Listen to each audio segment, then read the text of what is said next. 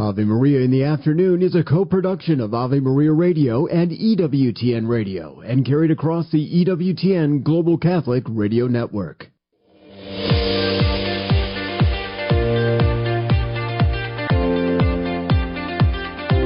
Welcome to Ave Maria in the Afternoon, examining the world through the lens of faith from the heart of the Church to help us navigate the culture.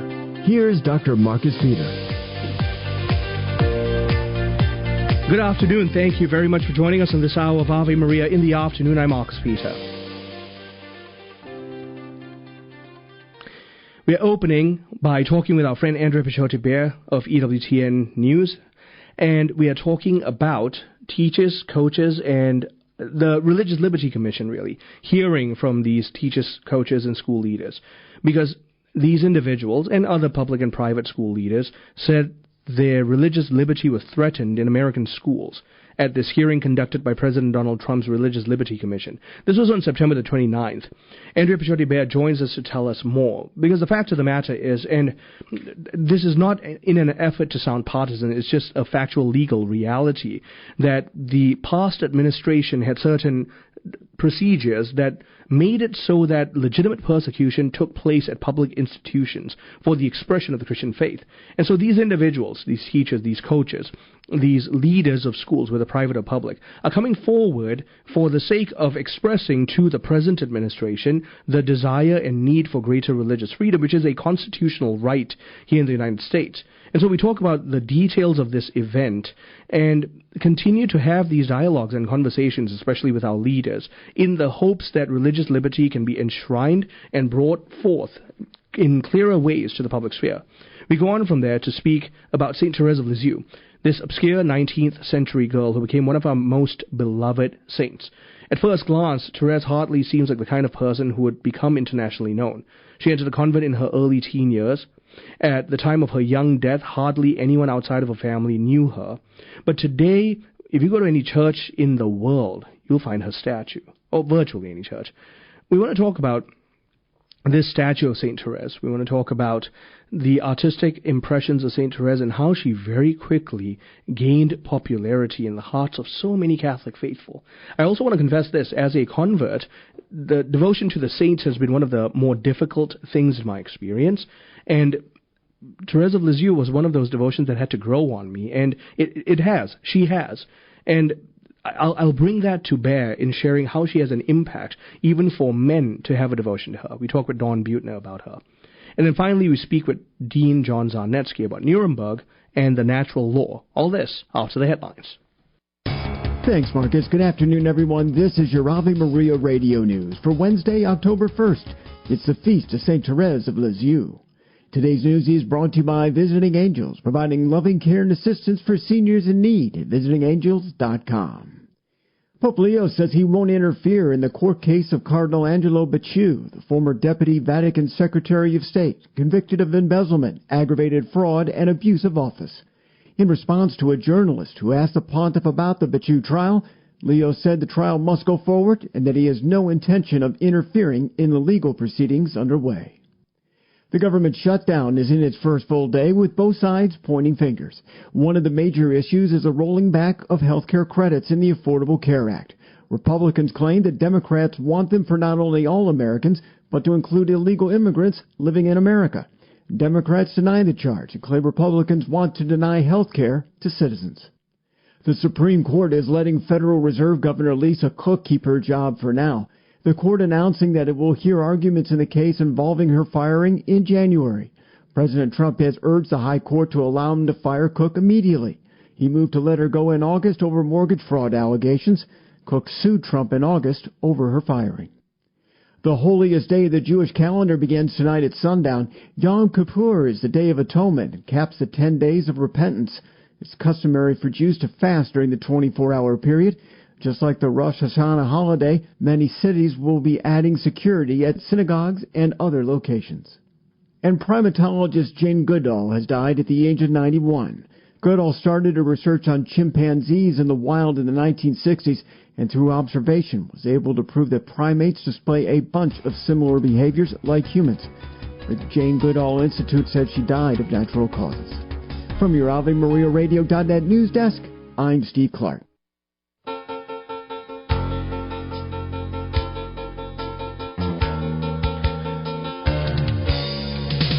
afternoon and welcome back. I'm Marcus Peter. Teachers, coaches, and other public and private school leaders said their religious liberty was threatened in American schools at a hearing conducted by President Donald Trump's Religious Liberty Commission on September the 29th. Our friend Andrea Picciotti-Bear joins to talk to us about this. She's a legal analyst for EWTN News and director of the Conscience Project. Follow her work at conscience-project.org. Andrea, so great to speak with you again. How are you? I'm doing well, Marcus. How are you? I'm very well, thank you. And I'm heartened by the testimonies of this commission because it tells us that at the very least we have an administration that's taking these complaints seriously. No, absolutely. This was the third hearing of the commission so far. I think they have maybe a total of 7 or 8 throughout this year, and then they're going to be submitting a report to the president a year from now. I guess at before July 4th. Of 2026, before, the great anniversary of our nation. And it's been a delight to be able to listen to the 3 hearings that have been held here in Washington, D.C. And this most recent one was a mix of testimony from public school teachers and private school administrators and teachers about affronts to their religious freedom, and students were heard last hearing. But what was also interesting is there was a kind of an elevated conversation about the purpose of education. Mm-hmm. And I felt like this is kind of a star-studded A-team of religious influencers in America, from evangelical movements to the Catholic Church, that are on the commission, and they're really taking their charge seriously. Mm-hmm. And taking this charge seriously gives us the constitutional frame of rights that are enshrined within the First Amendment. Absolutely. And, there are very big rights that are often confused the minute we get into schools, right? Yep. And this has been kind of a product of decades-old bad decisions that the Supreme Court is trying to kind of fix. But oftentimes people thought that our public schools especially needed to be secular. There needed to be, no trace of the religious, whether it's in allowing students to pray or teachers to be believers in the school, or even the school to recognize and acknowledge oftentimes the expense of majority religions like Christianity. That's changing now. It's changing because the Supreme Court is giving clarity to what the founders meant in establishing, the 2 religion clauses of the First Amendment, the Free Exercise Clause and the Establishment Clause. But I also think it's a renewed response to kind of the disaffectiveness that many people in our culture have. People are becoming more identified if they are religious, they're becoming more identified with that religion. And they're taking that and they're saying, whether they're young kids or families or even teachers, that no, I'm not going to put the crucifix in the drawer. I'm going to have it on my desk. Or I'm going to hold a Bible study after school because you're opening the school for all sorts of activities, and we shouldn't discriminate against religious ones. So I think things are changing. It is definitely, you can see there's a needle that needs to be threaded carefully in order to respect the rich pluralism that we have, and at the same time allow individual free exercise to flourish. Everything you've just said makes me, I thought this when I was reading it, but it makes me realize that Joe Kennedy's statement at the commission, it becomes even more jarring in that light. He criticizes activist lawyers for deliberately pushing agendas that, in his mind, violate constitutional rights. And he's right, by the way, to remove prayer from any instance of public life. Yeah, no, and for the listeners, I'm sure you remember, this is, the praying coach, the praying football coach, Joe Kennedy. And what's interesting is you see these regular Americans that are courageously standing up against error, and either error, at the hands of school administrators who just are getting bad counsel or think that they're supposed to be hostile to religion. And like you mentioned before, there is a big move among kind of the progressive wing of the legal profession to advance this idea that we need to just get rid of religion altogether in American society. And one of the first places that they've been targeting, have been our schools. What was also interesting, Marcus, and being a Michigander myself, I was very interested and excited to hear Father Robert Sirico, who was the founder of the Acton Institute, and he was designated in a parish in Grand Rapids, not far from where I grew up, and the parish school was dying. This is Sacred Heart Parish in Grand Rapids, Michigan, and he said, "Well, let's turn this into a classical school." And sure enough, people are coming from all over the region. The church is just now booming. I went there over the summer and last Easter, and it's just bursting at the seams. There are plenty of babies all over the place. And it was interesting because the church was revitalized because the revitalization of the parish school. Right. And Father Sirico's school has been defending against a very overbearing law and some very overbearing attorney generals in Michigan that have been asking the school to kind of bow to progressive ideology. They've stood their position in defense of Catholic teaching on marriage and the human person, but they've had to do so in the courts. And it's been a long haul, but they're willing to do so because they're willing to stand up for truth. So it's not just public schools that have been targets, but even private schools have been targets. And like you've mentioned, even private schools. And again, this is mirroring the testimony of Monica Gill in Blaming versus West Point School Board. It's about transgender pronoun usage. The fact is, this isn't just a violation of core religious beliefs and religious expression. It also has to do with an individual's function of their conscience that's being violated in public institutions. Well, yeah, and it's funny, for all the talk about tolerance, the most intolerant movements of the day are the progressive movements, right? Everyone needs to agree to it, and if you have a sincerely held religious or even moral objection or biological reality, scientific objection, you can be branded a bigot, penalized, and it's again, these people that are standing up for not only their conscience but also truth, and using the legal protections that we have for conscience in order to defend truth. And I think it's really a great opportunity that we have these protections in place in order to not be silenced on these really key issues about human identity and the family. Yeah. Can you talk about the free speech clause and how it actually should function to protect, for example, educators in functioning within their jobs while upholding their conscience? Yeah, that is an issue that's going to be heard by the Supreme Court this term, and it's dealing with a counselor who was in Colorado told that she cannot do quote-unquote conversion therapy if there's a minor that comes with gender dysphoria or confused sexual orientation. She can't help them embrace their created nature. And so the Supreme Court is going to be looking at in the context of the free speech guarantee. Now, obviously, when you're in a public school setting or if you're a public official or a public employee, oftentimes there's a difference between what you say as a government employee and what you say as a private individual. And so there's issues about whether that can be confused as government speech versus private speech, and that was something that was at play with Coach Kennedy's case. So there's some limitations, right? If you work for the government, you have to promote the government's message, but you're not having to do so as a private person. And so kind of the continued court's clarity on how far the government can go to promote its message and whether it can compel people to speak a message that they disagree with is another story.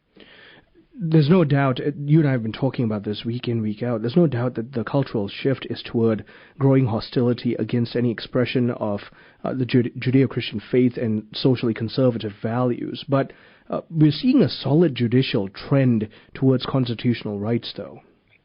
I absolutely think so. And I mean, I think we really need to applaud this Supreme Court. But I also, Marcus, I kind of think that there's a change. There's like a change in the wind. And some of it is, I think people are starting to say, you know, enough is enough. And it's not just believers that are standing, you know, like Coach Kennedy or the Christian counselor, but other people are saying this is a land of freedom and we need to respect it. Andrea, always a joy and an honor to connect with you. Thank you for making the time. Thanks for having me on, Marcus. Have a good evening. You too. My guest has been Andrea Pachote-Bear, legal analyst for EWTN News, director of the Conscience Project. Follow her work at conscience-project.org.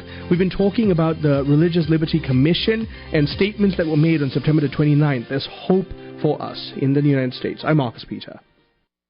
When the need for senior care arises, home is where the heart is. Visiting Angels provides home care for mom or dad up to 24 hours per day, including personal care, meals, and light housework. You may select your professional caregiver with Visiting Angels. More information at visitingangels.com or at 877-374-LIVE. That's 877-374-LIVE. Visiting Angels, America's choice in senior home care.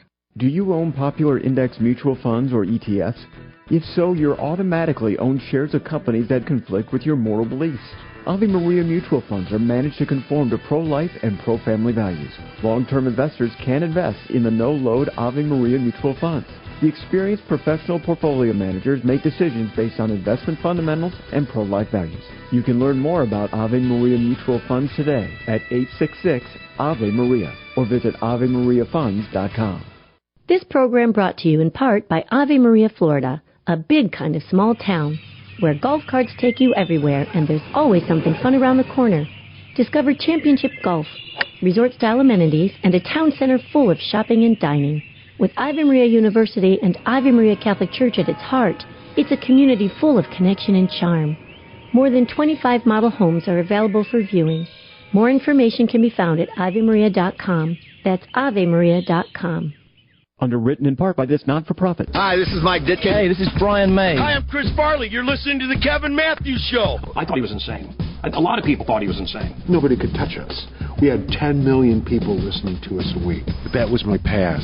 If you would have told me I'd be carrying around a broken statue of the Virgin Mary, talking about God, I'd say, are you high? Broken Mary, the Kevin Matthews Story. In theaters one day only on Tuesday, October 7th. Tickets at brokenmaryfilm.com.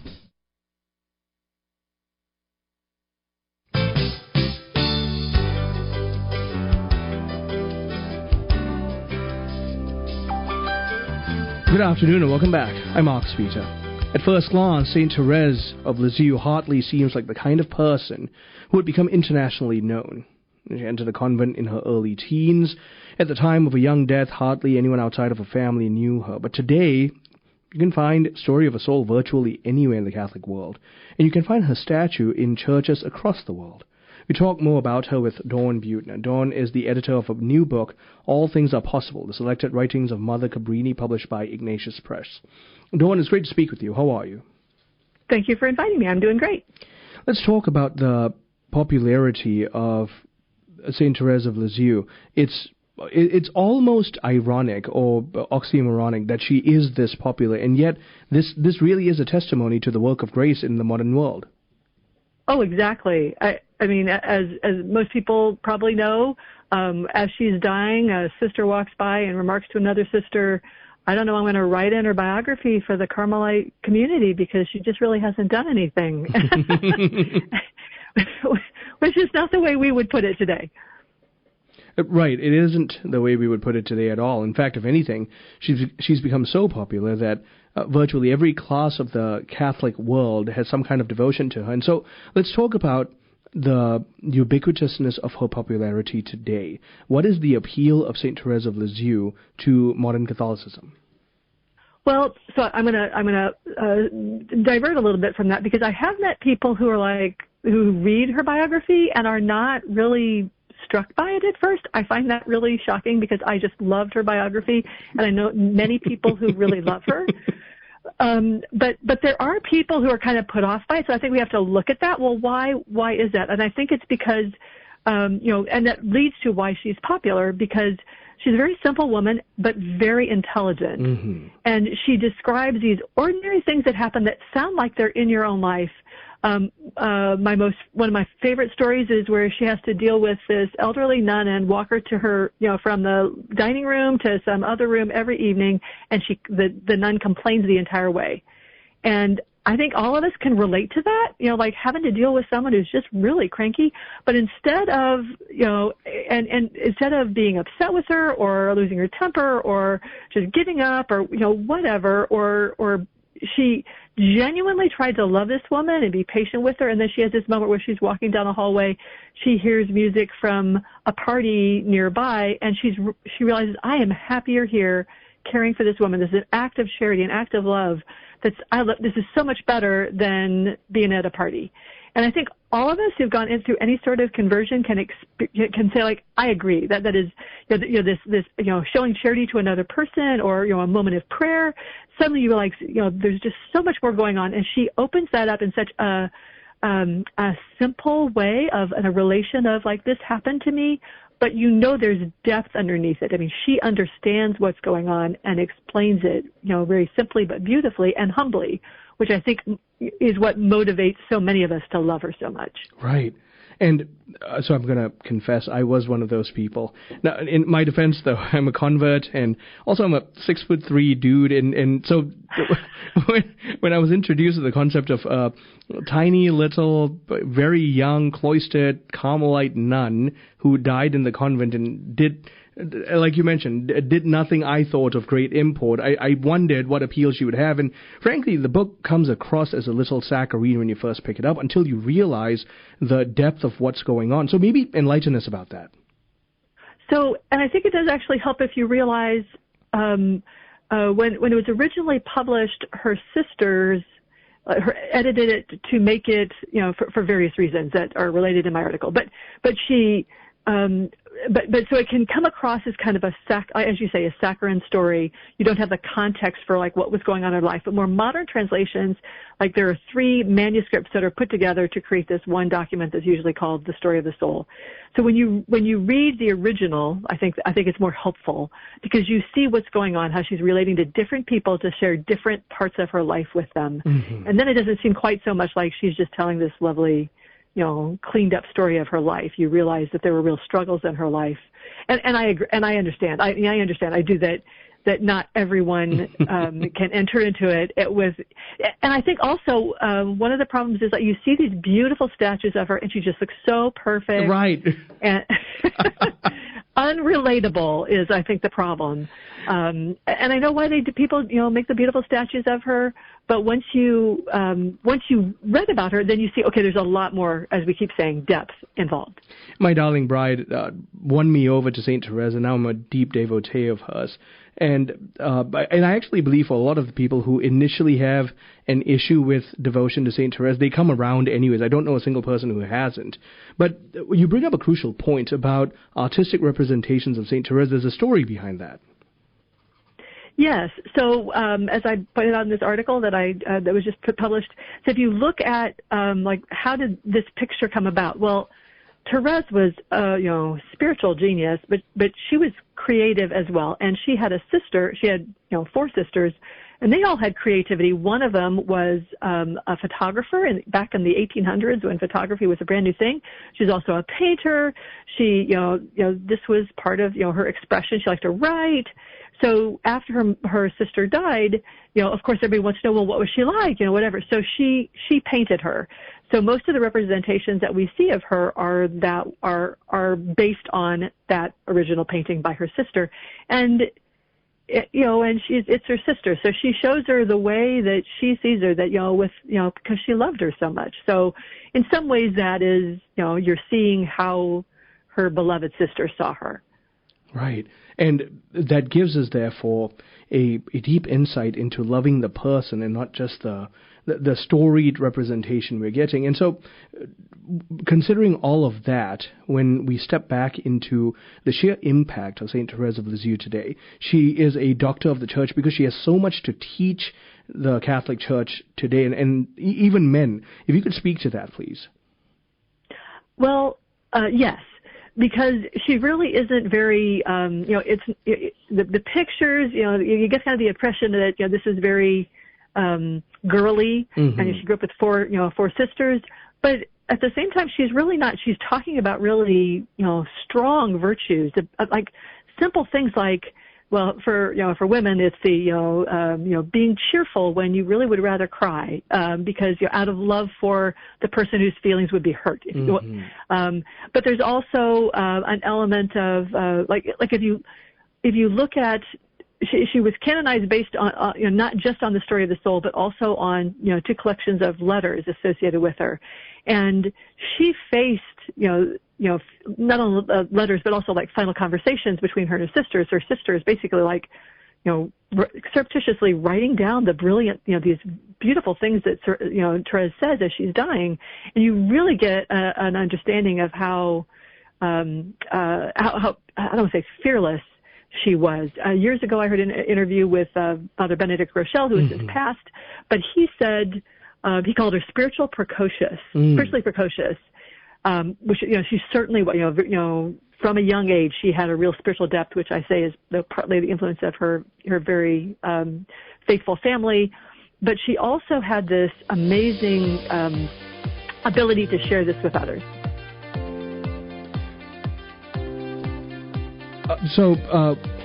Thank you very much, Dawn, for making the time to speak with us.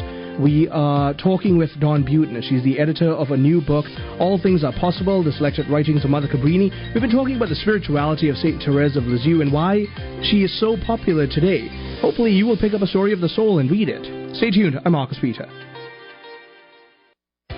Today's programming on 990 WDEO is brought to you in part by a gift from our day sponsor, in honor of St. Therese of the Child Jesus, whose relics are at the Shrine of the Little Flower in Royal Oak from October 1st through October 8th. For more information and to register, go to shrinechurch.com/relics. You can be a day sponsor too. Just pick up the phone and call toll-free 1-877-288-1077 and say, I want to be a day sponsor. Ave Maria School of Law is the Roman Catholic law school in the United States. Consistently ranked in the Princeton Review as one of the best and most conservative law schools, as well as pre-law's most devout law school. Ave Maria School of Law provides a traditional legal education while emphasizing how the law intersects with the Catholic intellectual tradition and natural law philosophy. Ave Maria School of Law, unabashedly Catholic, consistently excellent. For more information, visit avemarialaw.edu. Underwritten in part by the following nonprofit. Are you paying high prices with a traditional health insurance company that pays for things that violate your conscience? There's an alternative available. Solidarity HealthShare is a community of faithful individuals and families that never share into immoral medical services, all while saving you money with prices starting as low as $85 per month for singles and $512 for families. Never fund another abortion with your healthcare dollars. Call 844-313-4999 to learn more. Marcus Peter hosts Unveiling the Covenants. What is a covenant? It's a vowed exchange of lives which results in an unbreakable family bond. Throughout Scripture, God seeks to espouse all mankind to himself in an unbreakable covenant bond. His covenantal love is a free gift, but it necessitates a response from us. We are free to accept or reject it. Let's learn what this means as we unveil the covenants. Saturday mornings at 11 and Sunday morning at 9:30 a.m. on Ave Maria Radio. Light of the East. Weekends on Ave Maria Radio. I'm Father Thomas Loya. This week on Ave Maria, this Jubilee year in the Church is dedicated to the virtue of hope. Our guest, Kevin Matthews, will share how he found hope for his own brokenness through a broken statue of the Blessed Virgin Mary. Now on Ave Maria Radio's newest FM stations, 105.5 FM in Southfield and 107.9 FM in Ann Arbor. Strained or broken relationships are a given in most of our lives. friends fall away, siblings drift apart, children sever ties with their parents, and despite our best efforts, these painful fissures are difficult to mend. Hi, I'm Dr. Ray. If you want to learn how to communicate better with the difficult people in your life and be a more easygoing, more forgiving person, check out my book, How to Get Along with Almost Everybody. Check it out. And all my other books on the store page at AveMariaRadio.net. That's AveMariaRadio.net. You like pizza? Me too. And for that, we can thank our friend Tom Monahan. First, he starts with $900 and opens one pizza shop. Then it's worldwide, thousands of shops. But all this was just a warm-up for his greatest achievement yet. He built a university. God inspired Tom to build up generations of men and women who have a hunger to reach the world for Christ. This place is Ave Maria University. Visit avemaria.edu to see what's next. Ave Maria in the Afternoon is underwritten by the following nonprofit organization: Real Estate for Life. Buying or selling your home or business property? Real Estate for Life can connect you with one of 1,400 pro-life real estate agents around the world. When Real Estate for Life receives a referral fee, they donate 70% to Ave Maria Radio and Human Life International. More information at realestateforlife.org or 877-LIFE-US1. That's realestateforlife.org.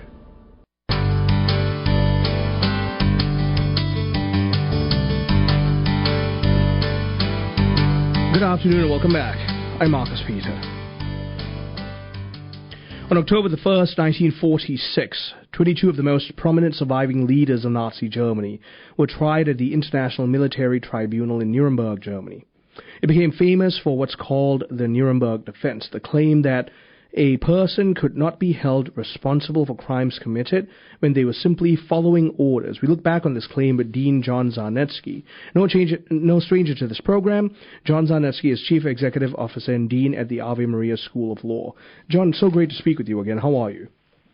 I'm very well, and it's always my pleasure, Marcus. Thank you for inviting me. Well, the honor is truly mine, and you bring your wealth of insight and legal wisdom to bear in these conversations, and today is no different. I think we need to start by defining certain terms here.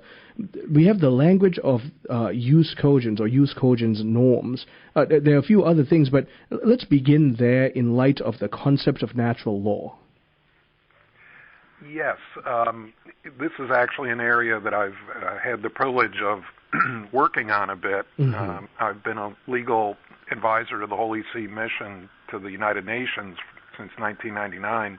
And the very first thing I worked on with a colleague was the establishment of the International Criminal Court, which is a direct legacy of the Nuremberg trials. Mm-hmm. All of the issues that arose at Nuremberg are still live today. So to address your point, the question for folks that haven't really thought deeply about this, as I hadn't before I started working on it, the interesting thing about Nuremberg was the defendants were prosecuted for crimes that didn't exist when they committed the crime, or at least didn't exist as part of German law at the time.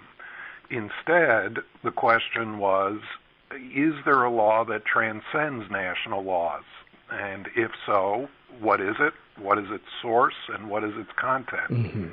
And that was worked out in just a remarkably short period of time by the Allies who set up the Nuremberg trials. So I don't know if you want me to continue, but the general idea is that there are certain things, as I said, that transcend national law, that civilized society civilized world simply cannot ignore. After a great deal of debate, those fell into, at Nuremberg, two general categories, and that was the idea of a war of aggression. That still remains somewhat controversial, but a war of aggression where one country plots to invade another without any defensive justification. And then the term that people would more likely have heard is crimes against humanity. Right. Things that, whether or not they were prohibited in a country's law, simply are beyond the pale. And this was negotiated really at the urging of the United States to deal with domestic German, the Holocaust, let's just state it, acts by the government against their own population. Right. And so that's the general, that sort of sets the stage for the Nuremberg trials. Thank you so much, John. And that was very good. I appreciate that. Like you said, that sets the stage for the kind of conversation we need to have, because then that broadens the conversation into the sphere of what is the natural law. You and I have talked about this in the past, but for the sake of our listeners joining us today, if you could just enlighten us on the concept of the natural law and how there's a kind of concrete appeal that the legal system can have to natural law jurisprudence. Yes. In fact, natural law, all American lawyers, I overstate just slightly, were natural lawyers, were trained in the natural law until about 1930 or so, and the sort of victory of progressivism in our legal and general culture. By natural law, we mean the law that is written on the human heart, that human beings have access to through reason. Above that, of course, is the divine law. But natural law is something that we believe we all, as I said, have access to through reason. And this actually is the underlying idea behind our common law in British and British Commonwealth common law. The idea that in torts and contracts and property, different areas of the law, there is a right and wrong, there is a structure of law that simply exists that we must discern. This does not ring very true to the modern ear, where we are all taught to be legal positivists, meaning law is just simply what the lawmaker says it is. It's a construct rather than some pre-existing thing. So I don't mean to sound too pedantic. I apologize. I'm a law professor after all. But No, not at all. In fact, go ahead, please. No, all I was going to say is that's in its briefest form the natural law. And not to put in a plug for Ave Maria School of Law, but we are the one law school that I'm aware of in our country out of 200 that unabashedly embraces the natural law still as the fundamental undergirding of our legal system. Well, I'm glad you put in that plug, because I know this, and so I was going to bring it up myself, and I'm really glad you did. And that also raises the other question that you brought up, which is this concept of legal positivism. Given the jus cogens that we talked about in the Nuremberg trials, how much of John Austin's, Austinian legal positivism, how much of that influenced the way the Allies conducted the Nuremberg trials? I think that the way I understand what happened at Nuremberg was that the trials were essentially a modified common law kind of proceeding. So it was sort of a halfway natural law, common law proceeding, as opposed to what happened with for example, 50 years later with the International Criminal Court, where a group of people sat down and defined the crimes that the court would cover. So that's a sort of basic type of legal positivism. Nuremberg was more of a common law type proceeding. I wanted to say, and it's interesting, the negotiations, what was the purpose of having trials at all? The British took the position far into the negotiations that these Nazis, the Nazi leadership who were prosecuted at Nuremberg, simply should be executed. That there was no reason to have a trial. A trial is a truth-seeking device, and we all knew the truth.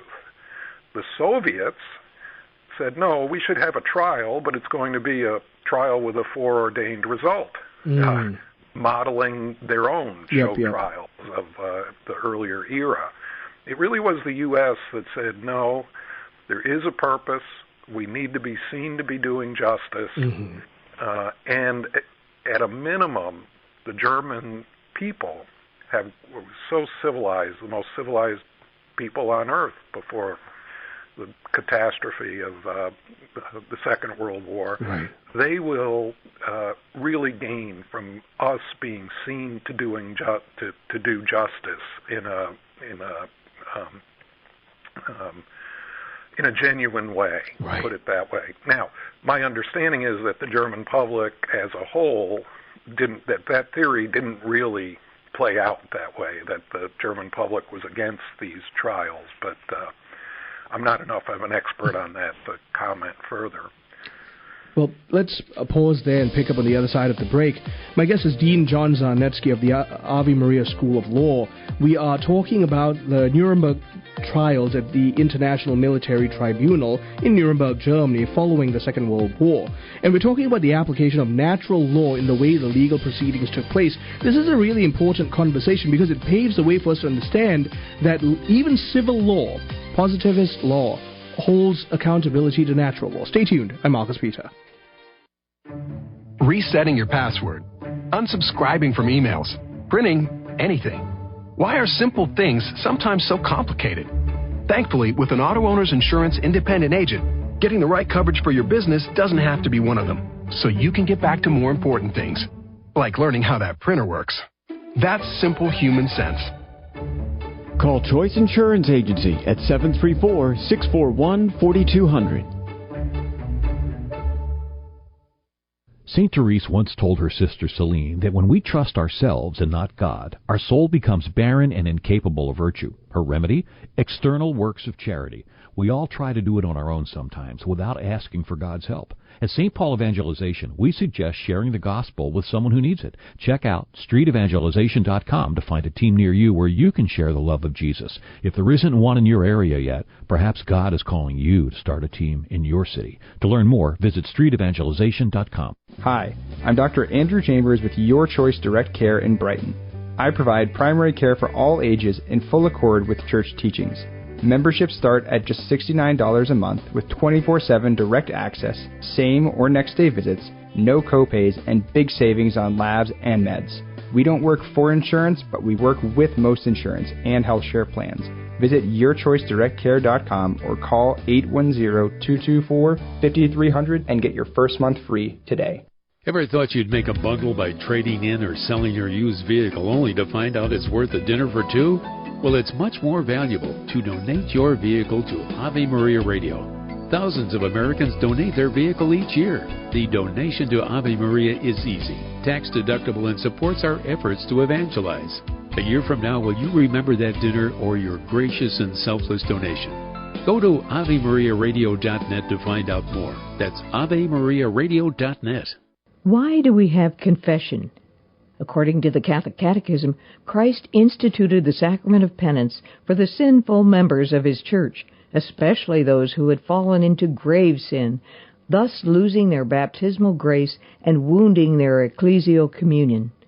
Over the centuries, the administration of the sacrament has evolved. In the early church, penitents guilty of particularly grave offenses such as idolatry, murder, adultery, were required to do public penance, sometimes for years before receiving reconciliation. In the 7th century, Irish missionaries, inspired by Eastern monastic tradition, brought the practice of private penance to Europe. This effectively ended public penance before forgiveness, making the sacrament essentially between penitent and priest, as it is today. This is Peggy Stanton, and this has been the Order of Malta's Minute with the Catechism. If you're on Medicare, start saving with the $0 premium Trinity Health Plan of Michigan HMO. This doctor-designed Medicare Advantage plan offers $1,785 cash back per year in your Social Security check on select plans.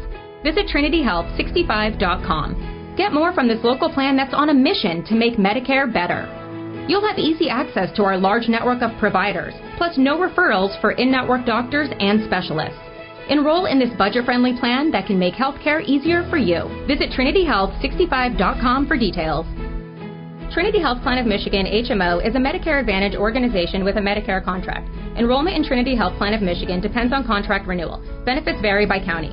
Not all plans have cash back. $1,785.60 per calendar year, which is $148.80 per month. Copays and coinsurance vary by plan. To file a grievance, call 1-800-MEDICARE to file a complaint with Medicare. Other pharmacies, physicians, or providers are available in the plan's network.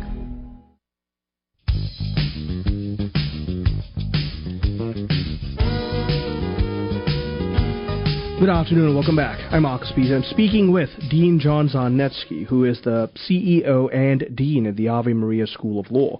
We're talking about the Nuremberg trials. John, I want to pick up where we left off about how the Nuremberg trials demonstrated an international recognition of a move away from what is implied positivist law into an application of natural law at the international level. Yes. I'm not sure that let me back up. We see the same idea being used even in I don't want to be disparaging. Mm-hmm. In fact, I'm a supporter of what happened at Nuremberg. But in even greater stretch, a decade and a half later, with the capture of Adolf Eichmann, mm-hmm. in Argentina, where he'd been hiding since the war. He was, of course, the architect of the final solution, and he was brought to Jerusalem and tried for crimes against humanity. Now, I say that that's even more of an application, a greater stretch, I don't mean that pejoratively, of this idea of natural law, because here Eichmann was being tried in a country where he didn't commit the crimes, where the crimes didn't exist, and which country didn't exist at the time he committed the crimes. Mm-hmm. And yet he was convicted, I think rightly, for crimes against humanity, and he was executed. I believe he's the only person ever executed by the State of Israel. So we see a very real application of the Nuremberg example, mm-hmm. both with the Eichmann case and then 30 years later with the establishment of the International Criminal Court.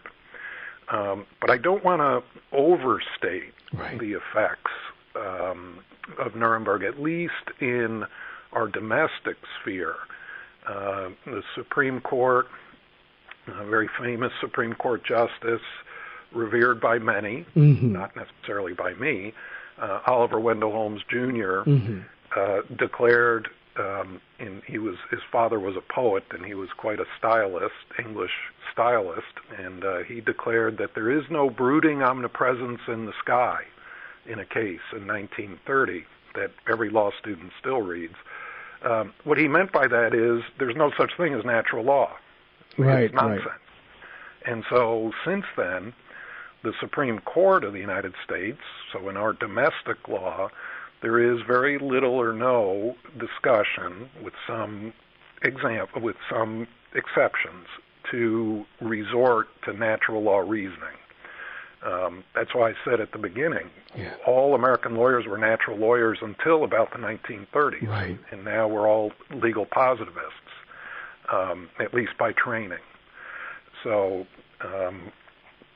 that is an interesting dynamic. I used to cover that case that I just mentioned, and I'd lead students along. There's nothing easier for a law professor, as all the knowledge and the students have none, to get them to agree to legal positivism. I'd say, well, if the legislature passed, then I would hit them with a question. If the legislature passed a statute tomorrow saying jolly, well-dressed Polish-American law professors should be taken to a camp and executed, how many of you would report me?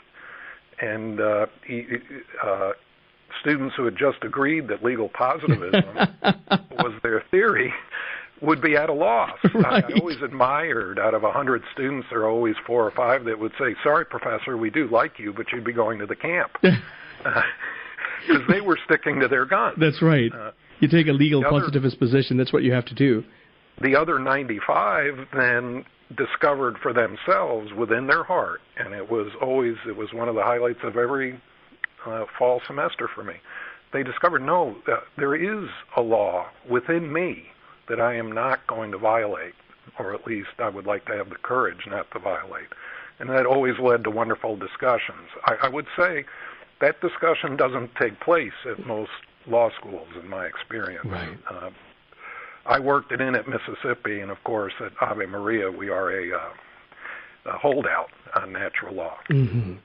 And thank the Lord for that. And one would hope that legal practice in the West and in the world returns to a greater appeal to natural law legal practice, because even when you look at the Nuremberg trials, the touching on different, for example, the Thomistic touchstone, right? That some laws, an unjust law is no law at all. That's right. That was one of the fundamental premises of natural law being applied at and even after Nuremberg. Yes, and of course that's another thing that's not discussed in most American law schools. Aquinas' definition of law has never been equaled or bettered. Mm-hmm. Legal positivists leave out the most important element of right. Aquinas' definition. They get the part about the proper authority issuing a decree. Legal positivists agree with that, but they don't add the most important part, and that is that human law, man-made law, must serve the common good. Mm-hmm.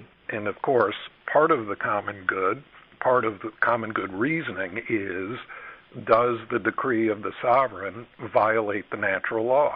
If it does, then it fails Aquinas' definition. The legal positivists don't have resort right. to common law reasoning.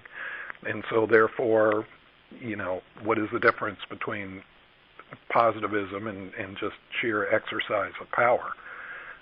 Anyway, this is a debate that's raged for almost 100 years now. The positivists have won, at least for now. What's disappointing is, based on my reading of the legal history of the Nuremberg trials, please correct me if I'm wrong, and you think of, for example, Gustav Radbruch, and he was a former positivist, and he contributed that essentially, an unjust law is no law at all. And didn't that aid in the reshaping of German natural case law, that it started leaning towards a natural law premise? Marcus, I learned long ago as an attorney and a professor, do not pretend to have knowledge I do not have. You have exceeded my knowledge. Good for you. I apologize. I'm a history. No, I'm just not qualified to discuss the direction of German law post. I'm sure it's a fascinating subject. It's just not in my wheelhouse. Well, then we can return to your involvement in this, in that, like you mentioned, at least until the 1930s, especially here in the United States, that the appeal to natural law became a kind of application of what we saw in the jus cogens at the international level. And so, looking at Justice Wendell Holmes, for example, even he would acknowledge that an unjust law should be seen as no law at all. No, I don't think a positivist in good conscience would remain an absolute positivist at the legal level. Yes, I mean, I agree with that. I don't mean to say that people that are legal positivists have no moral compass. Right. Of course, I don't mean that. But it gets back, it does devolve into a discussion, well, what is the basis of your moral judgments? If you don't believe in a natural law, Oliver Wendell Holmes was so interesting, and perhaps this is part of our history, is part of the reason for the rejection of natural law. He was a captain in the Civil War, and many scholars speculate that his rejection of natural law, among other aspects of his thought, were directly related to the carnage and the brutality of the American Civil War.